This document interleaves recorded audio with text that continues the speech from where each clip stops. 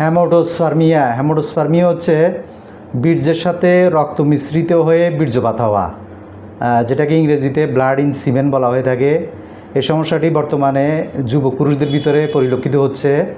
যে সমস্ত যুবক পুরুষ অবাধে অবৈধ যৌন মিলন করেন, অর্থাৎ সেক্সুয়ালি ট্রান্সমিটেড ইনফেকশনের দ্বারা, যৌনবাহিত ভাইরাসের সংক্রমণের দ্বারা বীর্যথলিতে এই রক্ত মিশ্রিত বীর্যপাত হয়। এটা খুবই ভয়ানক একটা ব্যাপার।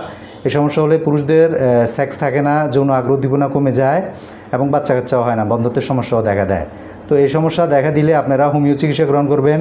রাস্তাঘাটের ভাসমান ওষুধ বিক্রেতার কাছ থেকে ওয়ান টাইম যৌন উত্তেজক ওষুধ সেবন করবেন না এবং কোনো রকমের কবিরাজি ওষুধ সেবন করবেন না। এই সমস্যা হলে হোমিও চিকিৎসা গ্রহণ করবেন। ক্লাসিক্যাল হোমিওপ্যাথিক চিকিৎসা পদ্ধতিতে এই চিকিৎসা করলে এই রক্ত মিশ্রিত বীর্যপাতের সমস্যাটি স্থায়ীভাবে নির্মূল হবে।